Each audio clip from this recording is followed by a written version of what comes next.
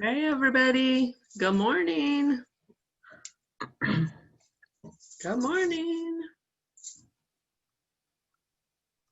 So many lovely folks. Oh, somebody just emailed me about the link. Let me send that. Good morning. Feel free to turn on your cameras if you combed your hair. You feel good about that or not. Good morning, everybody. I don't always turn on my camera. Anyway, welcome. When you have, hey, good morning. Yeah, let's use the chat, y'all. Everybody say in the chat where you're from and your organization and where you either live or work, the city. So go ahead and fill up the chat. Good morning. I'm sorry, I've made it so nobody can unmute themselves. Sorry, everybody.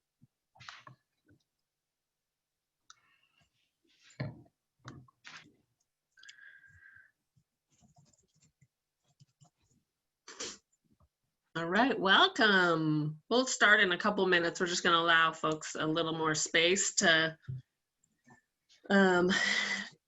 arrive. I know we're starting a little early in the morning. Well, it feels early for me. Hey, Lindsay. Hey, y'all. Oh, so many of my favorite people are on this session. Hey, Michael. Thanks for joining. Michael, I saw Orion. Hey. Hello, y'all. Who else is on here? Karen, I already said hi to you. Hey, Berlin. Hey, Ren. Hey, David. I can't see everybody. It's filling up, y'all. Folks are arriving. I'm assuming it's just letting folks in. Let me make sure. I think some of us are letting folks in. Thank you, because I am notorious for getting, I'm like, oh, there are 30 people in the waiting room? Shoot. Welcome. For those joining, please put your name, your agency, and where you're from in the chat, please. Thank you so much. New Jersey? My people. I am from New Jersey. Good morning, good morning. Wow, people from all over the country. This is very exciting. We'll start in a couple minutes.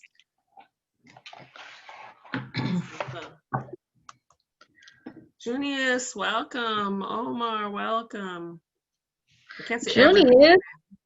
Oh, I'm so excited Junius is on. Welcome. People, thank you for you all letting folks in. And folks who are just entering, go ahead and throw your name, your organization, and where you're from in the chat. Good morning. All right. Tell me when you're ready, y'all. Ruth, Saidah, tell me when you're ready and we'll just jump on in. Let's see how many people we have so far. That's a good question. I mean, we know that. Okay. Well, we can get started. Welcome, everyone. Good morning. Thank you for joining us.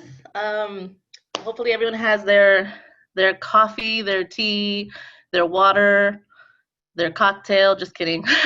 We're not. We're all home. My name is Ruth Barajas. I'm with Bay Area Community Resources, and I have the privilege of welcoming you all and introducing you all to this session. If you've joined this session before, or at least this series before, we've had two. You haven't. I would say I was gonna say for folks who are new to us, you haven't missed much, but in fact you have, because the two sessions were amazing. But they were recorded, so you can get caught up. But if you are joining us again, thank you for joining us. If you are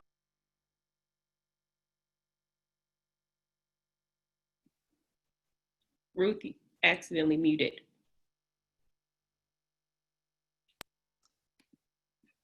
Oh, did you guys hear me so far? Sorry, Chloe. Rewind 30 seconds. Yeah. Can you guys hear me okay? Yeah, go for it. It might have been me. Okay, yeah. So I don't know if you guys heard where you guys heard me. I was talking up a storm, but if you've been in our session before, thank you for rejoining, and if not, Welcome. As I don't know if you heard me, but I said the sessions are recorded so you guys can get caught up.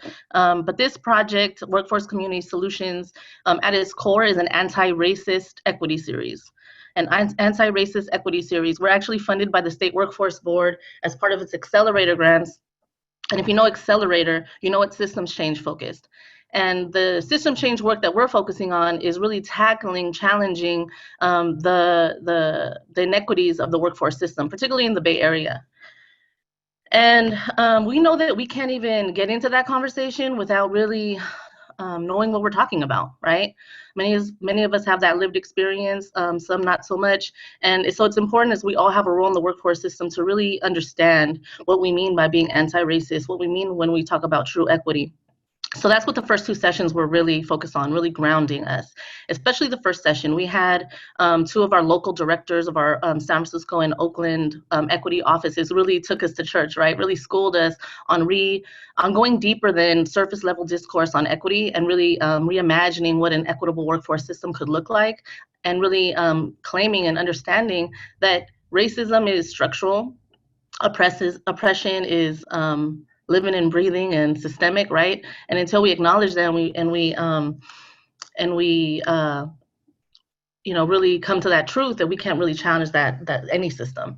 And so that's really what the first session focused on. The second session was just as amazing. We had system leaders from the Bay that talked about, on both the government and community side, that talked about what they were testing, piloting, innovating when it comes to equity-based solutions in the systems that they're leading. And one of my favorite things about that session is that our system leaders talked about what it means to be personally and professionally accountable for the systems that they're, or the offices that they're leading. And so that brings us to today. So today is our first how-to session. And our how-to sessions, we'll have several, but our first, this how-to session, or all our how-to sessions really, are where they differ from our first two sessions, is that our how-to sessions let us get into the weeds, right?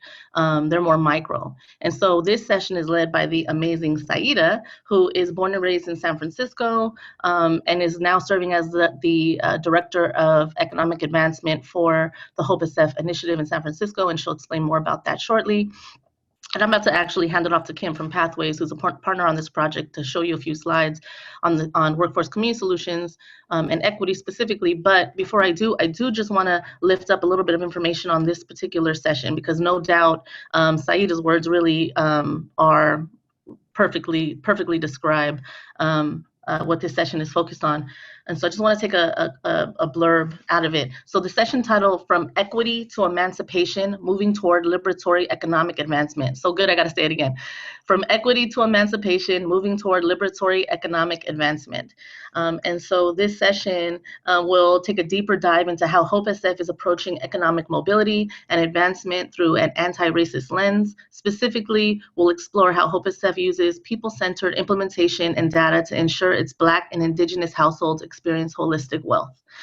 It's going to be an amazing session. So before Saidah gets us going, I just want to hand it off to Kim really quickly, who is going to cover a few slides, and then hand it back to Saidah, who is going to dive in. Thank you. Thank you, Ruth. And good morning again, everybody. We're really happy that you're here. And let me just quickly tell you, this is going to take 1 minute. I'm going to share with you a little bit of Ruth already did that. Let me start my slideshow. My little screen sharing pop-up is driving me crazy. All right, there we go. Let me know if you can see that. Can everybody see that? All right, great. All right, so she already went over the project, but I just wanted to quickly lift up. These are the partners from the core planning team. And we got folks on here from many of these agencies. And then here we have another layer of a planning team folks. And so I just wanted to make sure to give them props and lift them up.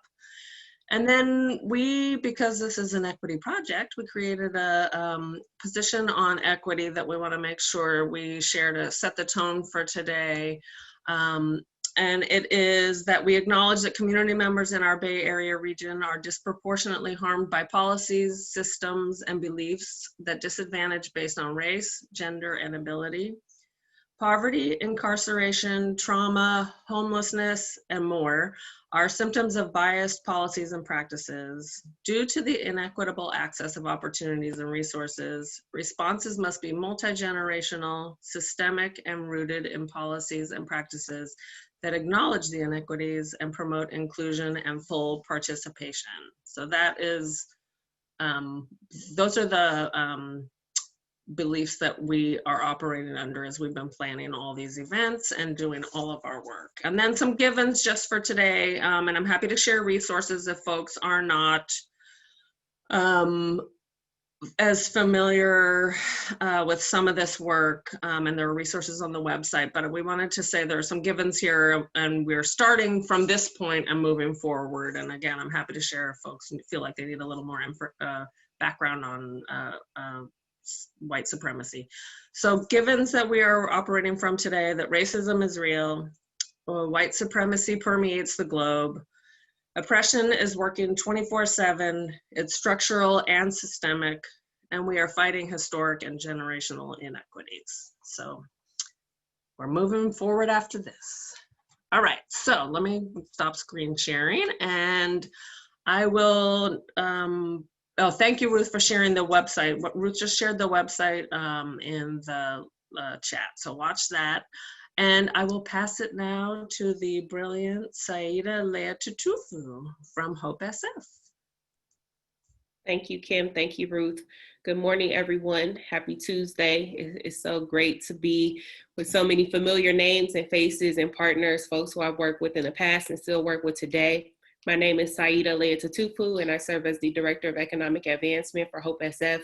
And I identify as a Black and Samoan woman from here in San Francisco. If you're familiar with North Beach Projects, that's where I grew up, and I currently reside in Bayview Hunters Point, where I am a proud resident, proud to still be here in San Francisco, and very passionate about the topic that we're going to share. But before we dive into the presentation, I do want to pass it to my co-host. We're tag teaming today. Chloe, if you want to go ahead and introduce yourself and a little bit about what you do. Hi, everyone. My name is Chloe Underdew. I hope you all can hear me. I am the Hope SF Youth Leadership Program Manager. I'm a Hope SF resident, born and raised in Sunnydale most of my life, and I'm just serving the community. That's what I do. It's my passion. So I'm happy to be here with you all this morning as well. Awesome. Thank you, Chloe. And so before we get into details, I do want to say that what we're sharing represents an evolution. Like many of you may have recognized that we're in this moment in time where race is front and center. Race coupled with a pandemic is front and center. And so by no means is what I'm going to share and what Chloe is going to share perfect and provide all the answers, but it does represent our willingness to evolve. In my position in a governmental system, my willingness to evolve on behalf of my organization and think differently about how we address systemic inequities that Ruth and Kim had noted. And so first, I want to start with a story, one that's very personal to me, in that guides how I enter this work. So in 1997, Rose, a 32-year-old single Black American mother of two, put $3,500 down to purchase her piece of the American dream in the Hunters Point shipyard. Without knowledge of what it meant to financially maintain a household or adequate financial support, Rose's piece of the dream ended with the 2009 recession. 10 years later, Fia, a 27-year-old single Chinese American mother of two, sought her piece of the American dream. $30,000 short of her down payment, Fia looked to her aunt for assistance, and she was ready and willing to cover the balance. Now, Fia owns her piece of the American dream at the Hunters Point shipyard. So what was the difference between Rose and Fia holding on to their dream? A rich aunt. So sometimes I jokingly share, but it's really not a joke, that the way to narrow the racial wealth gap is a rich aunt. And so what we're going to talk about today are some components of what the rich aunts and uncles or the wealthy folks in our life and how have that they can contribute to our own wealth trajectory. And so Hope SF, by way of my role, is constantly trying to figure out how we can be that rich aunt for the 5,000 people that we serve every year. So I'm going to share my screen. Oops. Moment.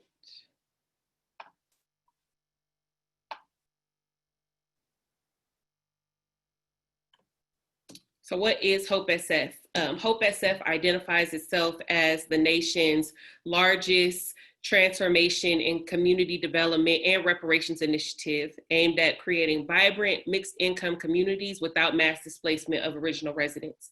And this key is important to me as I mentioned, being from North Beach, which is a Hope 6 project. Most of my family left when they tore down those buildings. And so Hope SF, we are intentionally trying to rebuild communities without displacing the last, what some would call the last of the Black and brown populations that are here in San Francisco.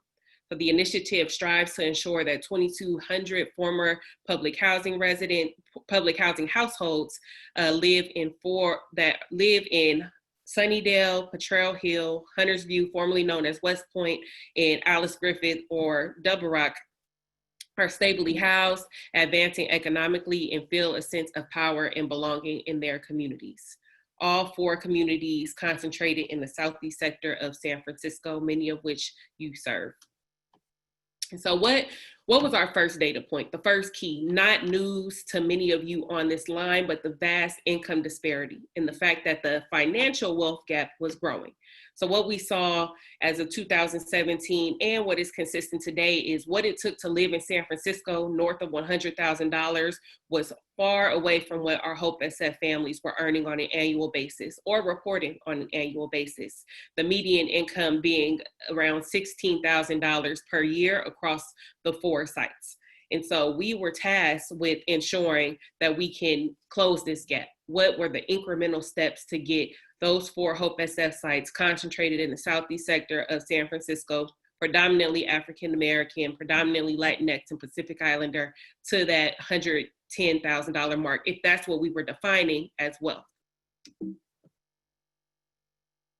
And so before I get into how we actually think about wealth, I do want to talk about some meanings and how we're defining certain things. The first, economic advancement, which we define as the creation or improvement in one's socioeconomic status and likelihood to attain or sustain wealth.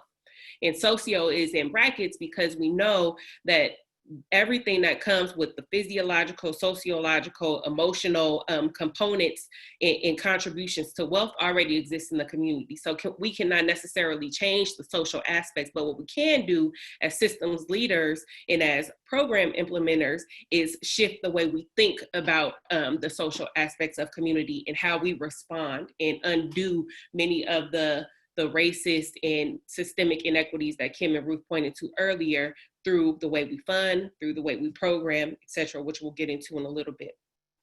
And then this emerging concept about centering Blackness and what it means to be intentional about not only centering Black people, but also Black and Indigenous people, because Hope SF is comprised of a vast amount of ethnicities, cultures, but we do want to be intentional, specifically around our Black and Indigenous populations.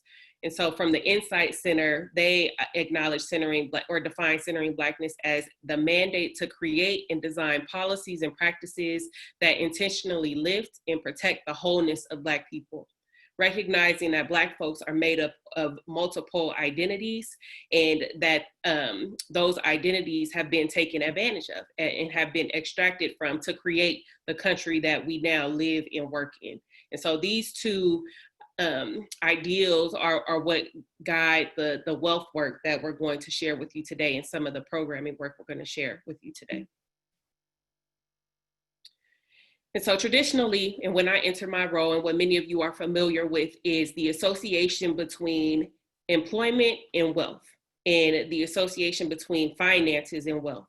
And so traditionally, what our systems have built and what we've been conditioned to believe is that if we go to school, get an education, get the proper training, we go get a job, we earn money, and then we'll become wealthy. Well, that is a system that represents a patriarchal white supremacist system and does not always work in the favor of Black and brown folks. And so we're not discounting this system. In fact, we definitely do support employment training, and ensuring folks have the skills, and also upskilling folks to achieve that financial sustainability. But we're saying that's not the only path. Like their wealth is not as linear as we've been taught it was. And in fact, it is more holistic than what we think. And so I'm going to spend a little bit of time here before we take a break for questions and answers. And feel free, if you have questions as we go along, to add them to the chat. So what is wealth really? Thinking beyond finances, wealth is in individuals and communities, that's not mentioned here, but communities' total accumulated tangible and intangible assets and resources, right? So those assets go beyond money. They include these different levels of capital that I'll talk about in a little bit. And our meaning systems leaders. So no matter where we are, what organization we're with, all of us are systems leaders and have the ability and authority to change policies and practices within our organizations. And if we don't, hopefully you leave today with some ideas about how you may start the conversation, because it starts with a conversation and acknowledging that something needs to change on behalf of folks who haven't been benefiting from a system that was supposed to serve them. So our willingness to grow and value those assets that already exist in community and with the people. And also, wealth is about acknowledging and holding accountable the systems that extract those assets from community. And so Insight Center would call it wealth stripping, which I really like that term, because we're familiar with predatory lending. We're familiar with all these institutions that are placed in predominantly communities of color with low incomes that extract money from our community and extract wealth from our community. And so what is wealth made up beyond finances? Each one of these levels of capital, and this is adapted from Yoso's work around cultural wealth, which really says that Black and brown folks, the folks that have been ignored, neglected, disinvested in for generations, already have the capital needed to excel. And so what's really important, and what became increasingly important for us at Hope SF, is to start to think about, well, how are we defining wealth? Like when I ask residents, what is wealth to you? The answers vary. To some, it is home ownership. To some, it's just having enough money to make sure their bills are paid. And to others, it's being stable. So there's a question between how are we as system leaders and program implementers defining what we want for people versus what people actually want from themselves. And then in between that, how are we acknowledging what already exists in the levels of capital that exist with those people, which is what this diagram represents. So social capital, folks already have the network. When I think about the 4 Hope SF sites and even Chloe's journey, like the networks and the connections to the folks are there. The familial capital, community culture, folks congregating around barbecues and being in community, dancing, playing music. Resiliency is another form. Like our folks, even myself, we know how to survive, and we've learned how to survive and withstand storms in spite of everything that was put against these communities. And so aspirational capital, this reflects the hopes and dreams of the people, our young people, where what we're going to talk about and pay it forward was born out of a young person's mind, right? And so they help to co-create that. And then the cultural capital, Hope SF communities are already rich in culture. So these 5 that I just mentioned are less tangible and are harder to see, but we've challenged ourselves to acknowledge and value that those levels of capital already exist. And if we as a system can not only acknowledge those, but then add the more tangible, what many of us are funded to do, even prior to my role at Hope SF, what I was funded to do was to increase financial capital and to also connect folks to that educational capital, either by way of certification in vocational training or traditional 2-4-year schools.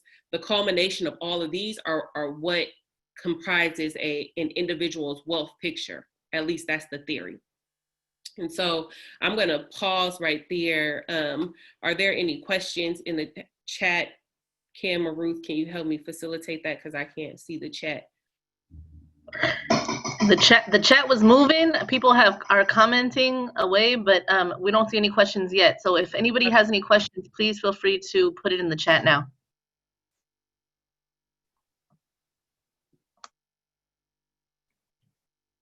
And while you're thinking about those questions, I would note that all of these levels of this holistic wealth, while continuing to hold Black and Indigenous populations at the center. So making the experiences of Black folks, of our Indigenous populations, with respect to Hope SF, the constant reminder that they already hold this knowledge. And so it's not anything that the system is creating, like, wow, outside of work. I am a Black Samoan woman who identifies as Indigenous to the ocean. And so inside of work, I am a government representative, and acknowledge that I represent a system that for generations has extracted wealth from the very communities that we serve. And so telling our truth, which is a large part of the reparations work that Hope SF does. If there are no questions, then I'm gonna move forward to the more practical. So how do we take— Saidah, do you mind if I just interrupt you for 1 second? Okay. I wanted to let folks know that Chloe and Saidah are gonna share a little bit more, and then we'll have a breakout and give you a chance to kind of process together, think together, share out what you're already doing. So some peer connecting and learning opportunities. So that comes after this next set. Oh wait, there is a question in here. That's a good question. As mentioned, Hope 6 displaced thousands of people of color across the country. What does Hope SF do differently?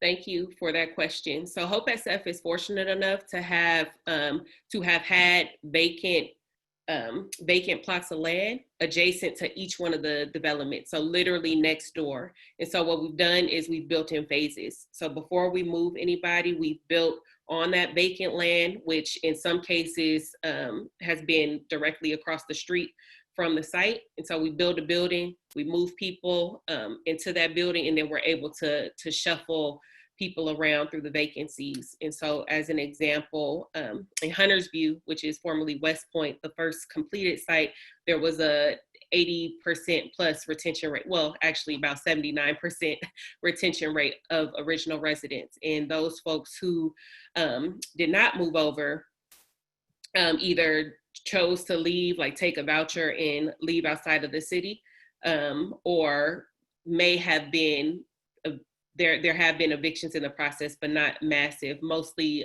less than 10 in the case of Hunters View due to calls, very little, if none actually for rent payment. Then I will say Supervisor Walton earlier this year just passed legislation, right to return legislation. So even those folks who did move off site, they have the right to come back once the development is fully complete. They will get preference on coming back forever. Thank you for that question. And so taking the conceptual and actually putting it into practice, these are some of the investments that Hope SF is currently making. It's still theory because we're still learning, but again, the goal, the result, so the far left, what I'm working toward every day is that our legacy families, particularly our Black and Indigenous households, are connected to prosperity pathways that result in self-sustaining incomes, however one may define self-sustaining for themselves, in the connection to regional affluence and social capital throughout the Bay Area. And so the strategies, many of whom are on this line participate in each one of these strategies, are we invest in high quality place-based employment upskilling and programming focused on economic advancement and inclusion. This work is done in partnership with the Office of Economic and Workforce Development, Young Community Developers, who is one of our community partners, Faces SF, also another community partner. The second is related to opportunity youth, and so our young folks, in which we're going to share specific initiative that we're doing around this, providing durable, data-driven, and culturally relevant wraparound supports for young people to remain on track for school and work. And then finally, building out that every resident has access to asset building and wealth generation through equity and ownership. And it should actually say wealth growing, because some aspects of wealth exist, as I previously shared. Now, this in many ways does sound, may sound very traditional, like we already do this, but through the lens of lifting up and centering our Black and Indigenous folks, and having this be informed by what residents have acknowledged that they want. And so what you see in the center is just a reflection of the different types of capital that I explained. So we invest in educational, income and employment areas, social networks through some of the youth programming that Chloe leads, as well as the mentorship that she leads. And then what's in the gray, because we're still trying to figure that out, and we know these systems were not built to support the creation of Black financial wealth, are inheritance. Again, how Hope SF can serve as that rich aunt and uncle, and then the asset building. So how we can give back. Well, I do want to acknowledge, like, we are all on stolen land. So we wouldn't necessarily be giving land back to Native peoples whose land it actually is, but how Hope SF can contribute to community, like benefiting from all of the market rate developers who are going to be earning income on this land. So that's the ownership and equity piece. All right, so I'm going to go through these really quickly because we do want to get into breakouts, and I know I'm almost at time. Oops, excuse me. And so one of the ways to zoom in into the durable supports for young people to remain on track for school and or work and on their wealth trajectory is through what we call Pay It Forward, which Chloe is helping to lead the Pay It Forward. And so we do this in partnership with Mayor Breed's Opportunities for All initiative. And it's really a call to action. It's not another program, and we wanted to be intentional about it not being another program, but rather leverage what already exists in acknowledging the brilliance and beauty that our young people possess at the Hope SF sites. And so the biggest data point that we focused on, that some may argue, is this 1/3. And this 1/3 of young people who are deemed on track. And on track means, we used a couple of definitions, but essentially means that a young person who is in school, in work, but was still running into this glass ceiling.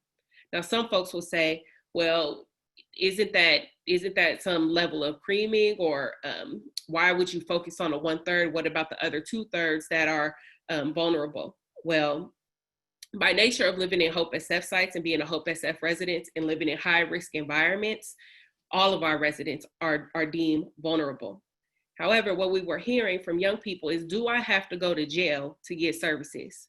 Why do I have to be arrested in order to get help with housing or in order to get help with school? I'm doing everything right. Why isn't there anything for me? So what we said is, we're not going to move away from the 2/3 of our young people who did need assistance. In fact, we invested more, but what we are going to do is be more intentional about this 1/3, what some may have heard in the past as the talented 10th, right? So these young people, a part of Pay It Forward, are already enrolled in school, are on track to achieve employment. And so we wanted to just pour into them. We wanted to just add extra love, and that's how we've structured it. Hope I said we just want to give you extra love by way of these offerings. And so I'll let Chloe go through these and some of the work that she's leading around Pay It Forward, and then we'll go into breakout groups after this. Hello, everyone, again. So when we talk about Pay It Forward was an initiative that was thought to change the life course for individuals or to support the course that folks are already on. It's a healing-centered coaching approach, trauma-informed approaching, including relentless outreach, family-centered with focus on central characters, OFA, career services, BACR, YCD. So that's programs like BACR, CHALK, youth employment. It's a customized coaching, career placement, support, academic assistance, barrier removal as needed. So we understand and acknowledge that not all youth are in a crisis or need intensive supports, right? So we wanted it to be very unique to what the individual experiences were. The advancement in networks and BACR, the mayor's office. So the enhanced social networks, pay it forward connections, with social impact agents. So we're in the process of culminating this experience for youth who are rising high school seniors or in the workforce, about 17 to 24, these age youth. And so what we're doing is we're investing in the young folks who are moving in pathways that are already on track and that often require additional supports to ensure optimal outcomes. Doing the work for me with youth, it means basically supporting them with economical support, economic mobility support. It's very relational. Unfortunately, a large part of what we're doing with the social change agents, social change agents are like mentors, and we've assigned them to young people who are already doing really well. And pre-COVID, we were thinking that they were going to have these like really great relationships that would be on an as-need basis. And it shifted the dynamics, because what I'm finding in my work with the Pay It Forward initiative is that relationships are very important to our youth, and it's being lost for our youth who are already experiencing isolation based off of where they live or where they're from. We were thinking that these relationships were going to be really strong. And what we're finding is that the in-person relationship and the social connections for these young folks are what really helps to grow the network. And so one component that is working in our favor is, for me, getting the youth out of the scarcity-based mind frame. So when my youth are like, I just got this job at Tesla, they want me to start tomorrow, I just need some boots. My thing is, what stores open? How quickly can we get there? And never ask this youth how much it costs, right? Because it's the idea that I know they're calling me for support with something that they feel out of their tangible direct connection. And so for me, it's providing that and easing them and setting them up for the type of support that they need to have long-term success and feel supported within community. And just to go back to relational, we're taking individuals who are already doing the work in their communities and we're reintegrating them in a different light. And right now, with COVID, it takes a lot more to get the youth connected to these folks, but we're relentless with our approaches, as we've stated before. Because for us and for myself, reparations is huge. It's key. When our young folks, we know that our young folks already have this resiliency and this aspirational capital. That's how we usually see them. And so with the Hope SF Pay It Forward initiative, with OEWD and partners like BACR and YCD, we're really just trying to wrap ourselves around the youth in a way that's as needed, and then also informative. So if the youth tell us there's something about the connection that's not working with, or something about the program that doesn't really fit their needs, we're constantly trying to kind of recalibrate our approach and re-strategize on how do we make this better, and then next time, how can we better serve these group of youth. It's really, I've had some really great outcomes. We have youth who want to be nurses and who are like high school seniors or just recent high school seniors and graduates, and they're moving into a place where sometimes they just need that person to stay on them about how many classes have you enrolled in, and are you trying to be full-time? Do you want to work? Just someone to bounce these ideas off of and help guide them, and also connect them to their existing networks. We have people who are very powerful and who have vast connections. So if it's just an employment opportunity for young folk, we're trying to facilitate that conversation with that young folk and that agent so that they can connect together and join forces to actually provide more resources and opportunities for the young folk, instead of the young folk feeling like, oh, I have to go to the same programs that are being offered for everyone else. We're actually asking them to tap into a new network, and it's a network that's existing but may feel new to young folk who are just entering the workforce or who are trying to navigate long-term success in wealth building. So we're just really being intentional and with our actions and intentional with the supports that we provide for youth.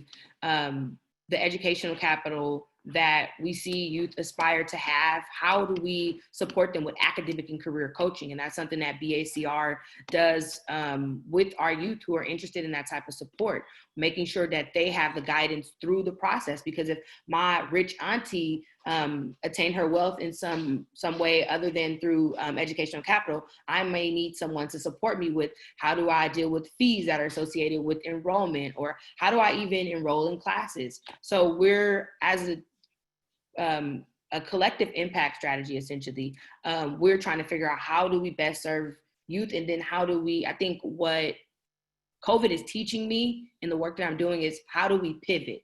How do we be malleable? How do we constantly support the youth and surround them with resources that they need and not resources that we deem are necessary for their pathways that we see them on.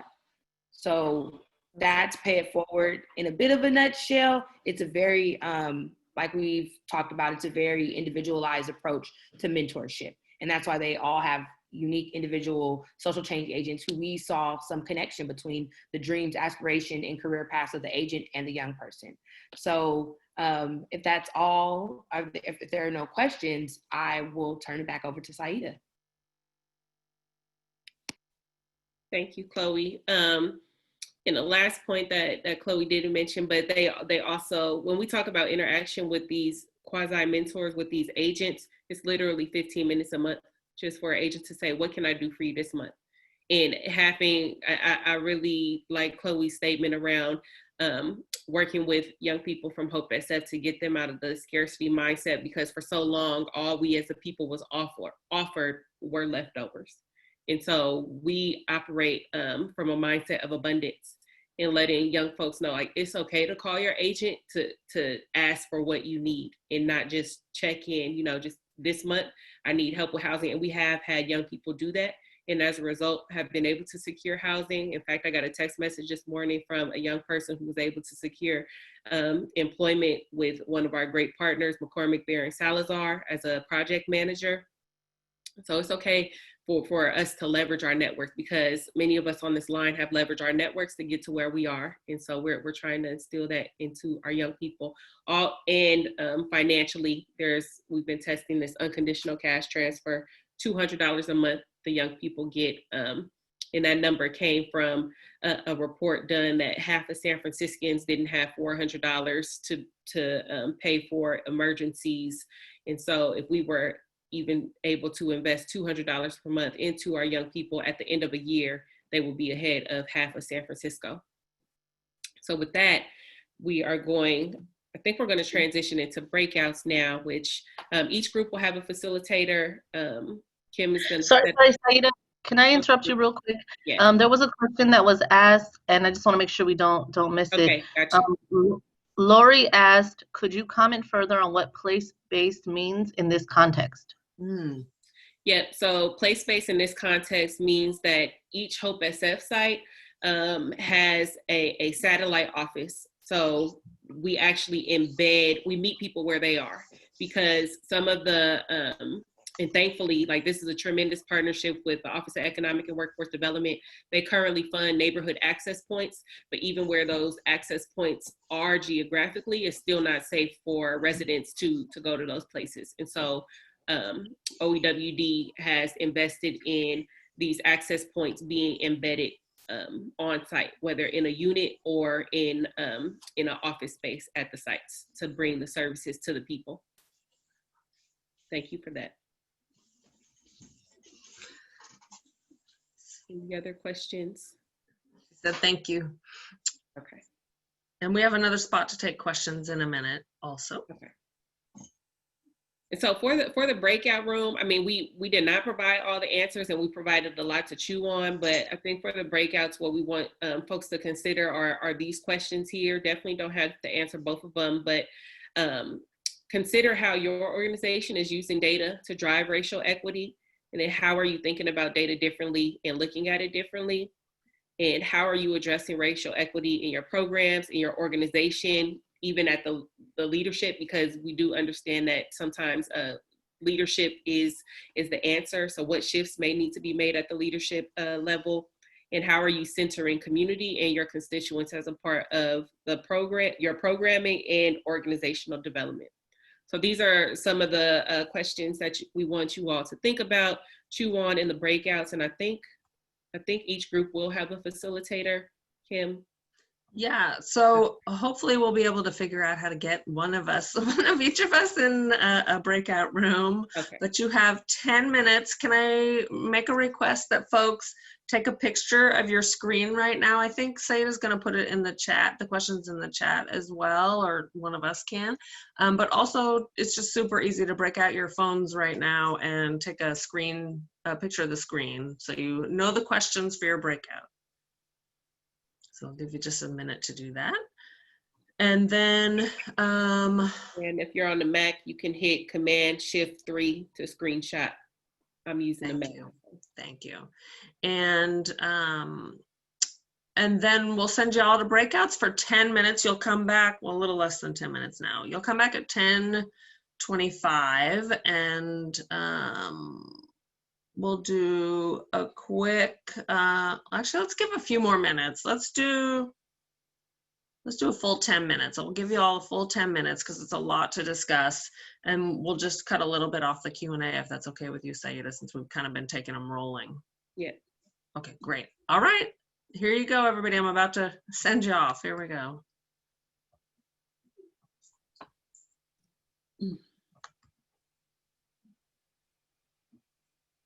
So when you're ready, join your room.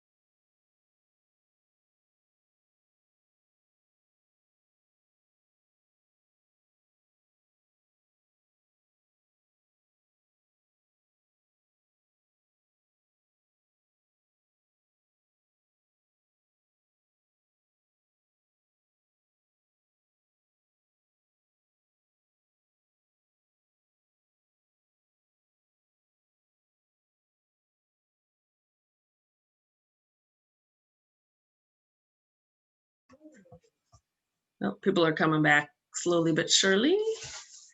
Welcome back. Welcome back. Let me make sure I did it all right. People are taking the last few seconds here. While we're waiting for folks to pop back in, if anybody, Saidah, do you want to, sorry, I'm taking your spot here, about a quick share out. Do you want to, can I pass the mic to you? Sure.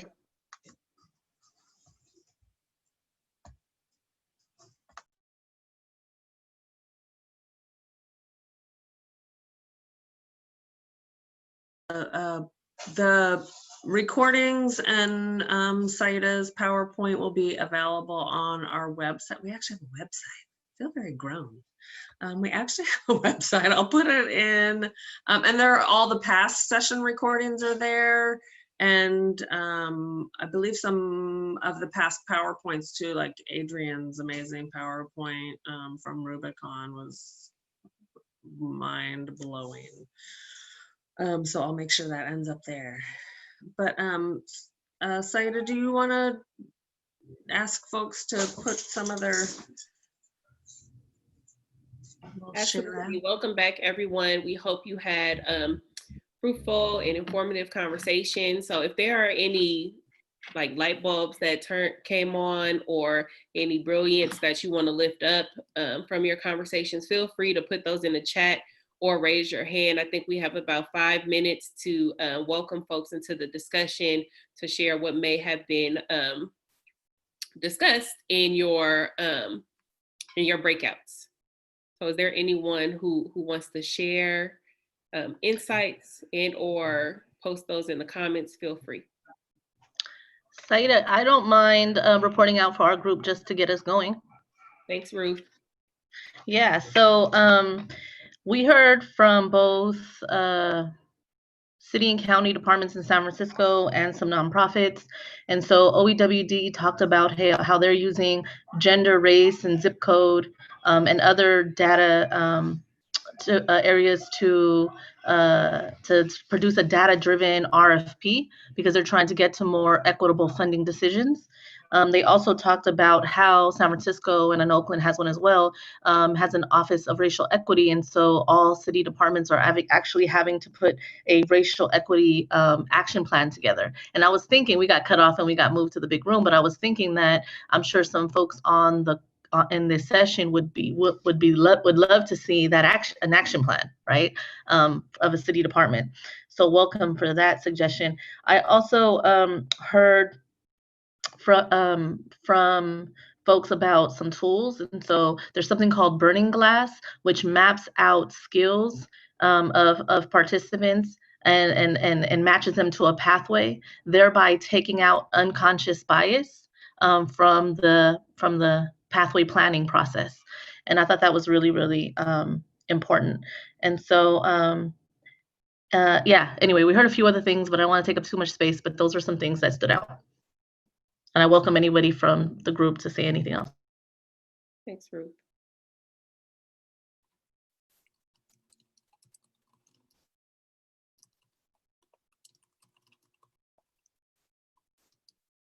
Others? I'm just posting in the chat what I gathered from the group I was in. Being courageous enough to make the shift and breaking out of bureaucracy.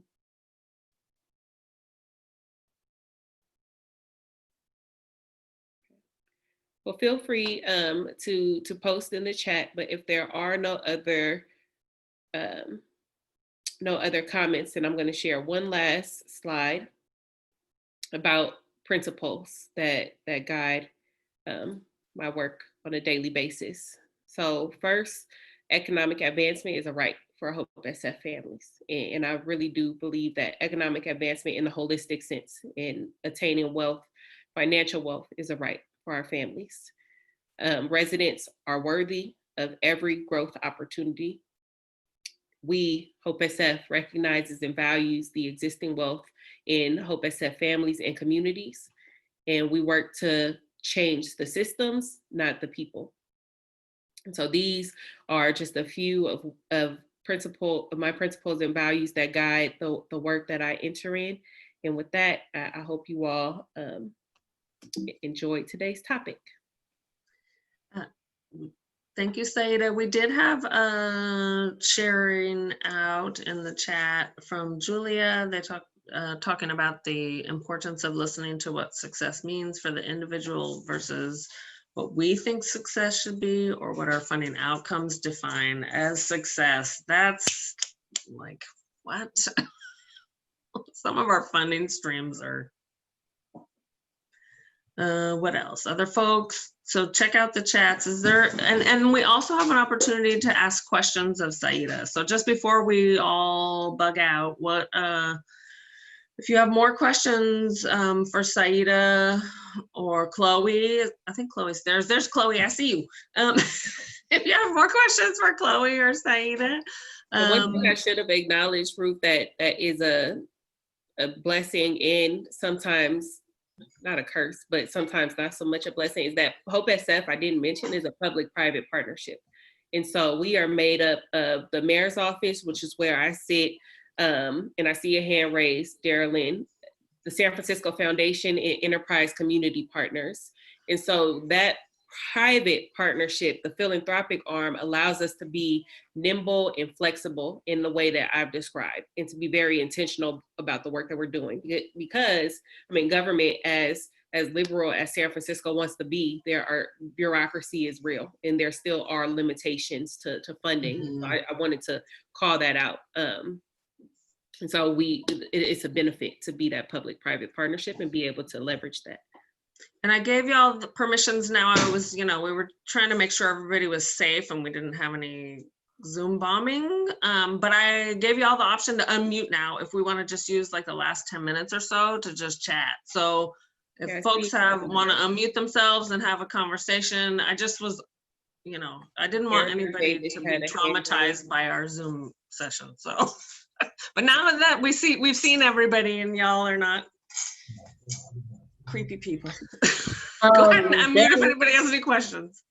Darylyn, if you wanted to ask, say you had your hand up.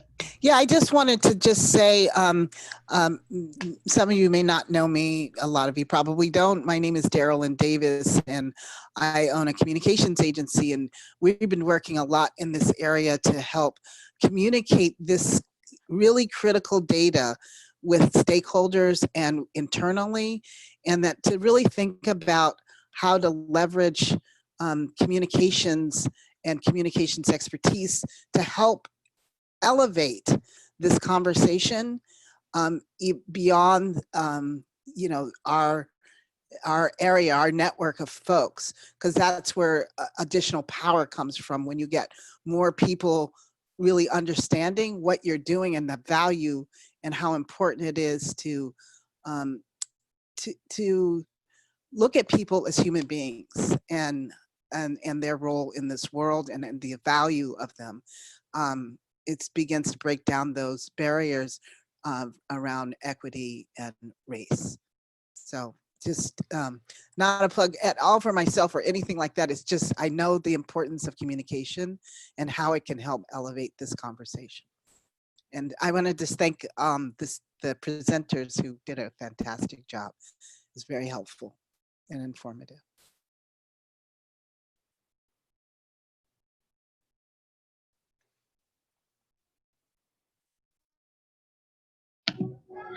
Thank you. Any others?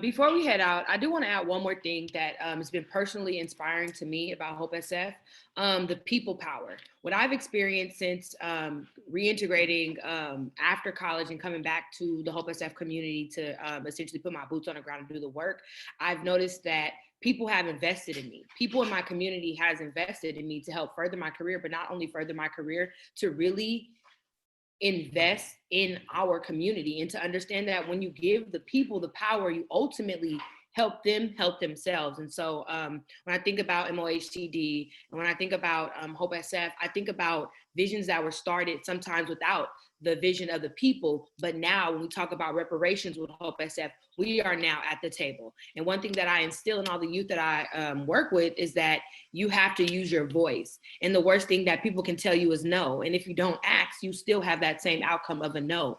And so I think that when in the work that we do, it's just really helpful for us to really invest in the people and give the people the opportunities and understand that people are not going to get it on their first through their third try, especially when we're talking about people who have been underserved for generations, right? And so where the scarcity-based mind frame is also set into the person's family and also into our community. So I really just want to big ups to all of you guys for being here, and also special thanks to Saidah for, last minute just pulling me in, but also understanding that the people power that we've invested in Hope SF, it's there. And so me being here is a part of me giving the power back to the people. So I appreciate you all being here.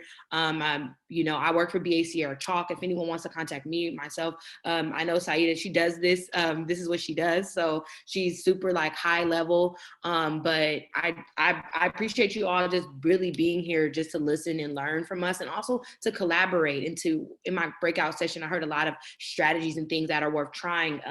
The Burning Glass website, I can't wait to get on it after this. Really just want to thank you guys. Well said, Chloe. Thank you. Any other final comments?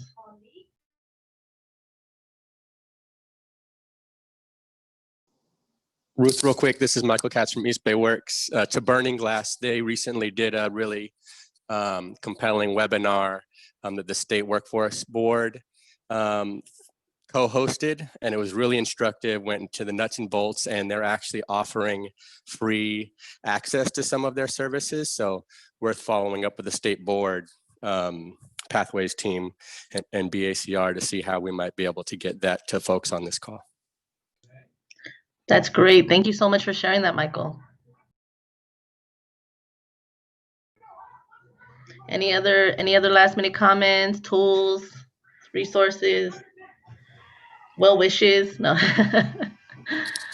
I should have added that Coursera was also part of that presentation, and they were also offering free access to a lot of their online certifications and whatnot.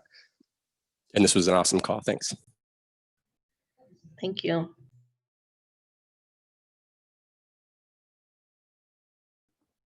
Okay, going once, going twice. Well, we are happy to give you a few minutes back. Just want to remind you all that if you are on this call, you are officially on our email distribution list. So as other how-to sessions get scheduled, we will be sharing them out with you. And again, the website is probably listed in your chat, was listed in your chat several times, but very easy, workforcecommunitysolutions.com. And you can follow the work there as well. And we just want to appreciate all of you for joining. Many of you have been with us from our first session, and you are sharing it out and just joining, and for the first timers joining, we appreciate you. And we are just really excited to be in community with folks who are trying to really get to racial equity, who are trying to get to equity in general. And so thank you all. If I can really quickly, sure. Because I just want to vocalize this. I put it in the chat, but just as the systems that we represent were intentional about excluding, neglecting, isolating Black folks, we can be just as intentional about undoing that.